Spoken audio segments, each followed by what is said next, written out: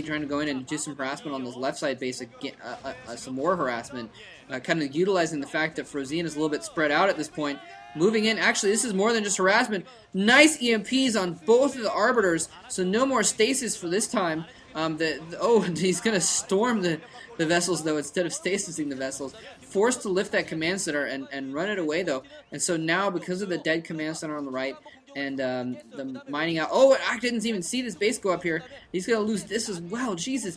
Frozean is forced to mine it, just basically his natural expansion. His main may be mining still, but if so, it's almost mined out here. So this is really looking bad for Frozean because he has not done any harassment at all to Jangbi. He needs to have had vultures running around killing probes this whole time and being dropped behind things.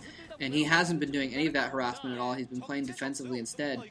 Well, you can play defensively and harass at the same time, I guess. But putting up turrets and what have you. And so Jangbi still has one. He's got his main, and he's got 1, 2, 3, 4 expansions, maybe 5. Frozean's gonna get all of the expansions running back up and running here pretty quick though. So Jangbi is gonna have to go back in and do some more damage, or he's eventually in the long run actually gonna go back out of favor in this situation. He's had to fall back across the bridges since he lost most of his army. Frozean was pushing out there. Well, I guess he didn't have to fall back across the bridge, but here comes another Arbiter going for the main. There's one turret left. Is he gonna, the recall goes down, the Arbiter goes down, but just before the Arbiter goes down, is it gonna be a double recall? He recalled an Arbiter in, sometimes it means a double recall. He's got one set of forces there. It looks like he's clumping up his forces for a second recall. He's got an Arbiter out behind the lines. He may be trying to save it from EMP.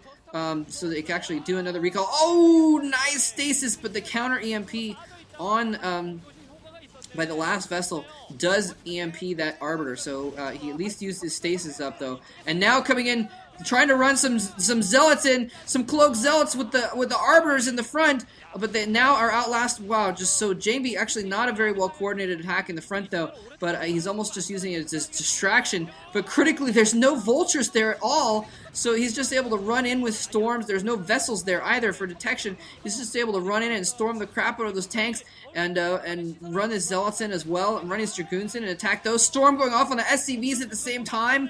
Wow, so this base is going to get actually picked apart now. The dragoons are going to be able to focus down that command center. It's not going to have any tanks to run to because they've all been blown up or stasis now. He's going to lose that command center. So Frozean has just taken some heavy damage to his main. He's taken an expansion. Has lost an expansion now.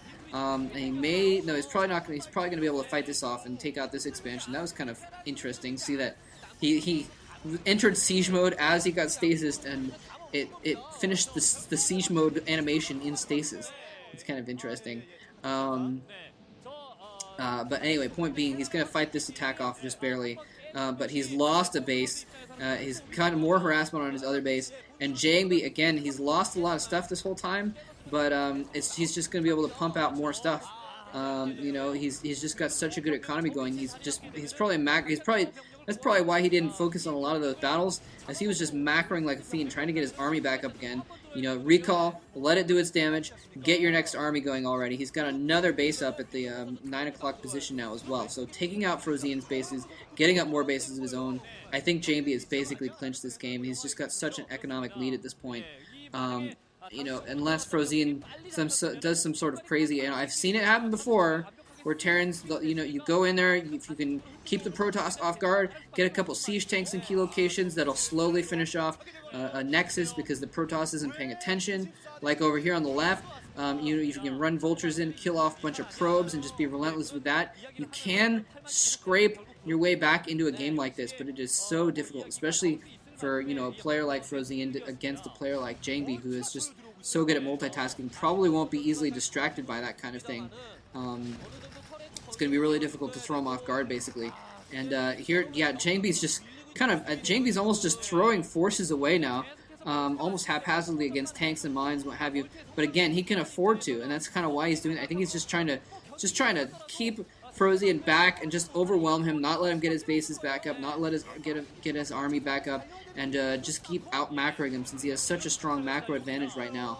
I think he even has 3 o'clock. Wow! Wow, nice stasis right, targeted the point, not one of the tanks, but targeted the point in between them all, and managed to catch all those tanks in that stasis, which is going to allow these few Dragoons, which would have been no match for that tank grouping, to run in and pick off the tanks that are not stasis. And now they're going to move in for the kill on Frozean's expansion again. Whoa, so Frozean's going to lose another new expansion, and if he loses the bottom left, that's basically game. He's just going to be so far behind. I mean, this is basically game anyway, but he's just so far behind that he can't afford to lose that expansion, and he is going to lose it right now. Yeah, the Zealot's running in, so this is pretty much GG. So Jangbi is going to move on to the next round, and it's, you know, he's pretty much the favorite for his quarter of the bracket anyway. I mean, we pretty much think he's going to be he's pretty much the favorite to move on to the semifinals on this side of the bracket.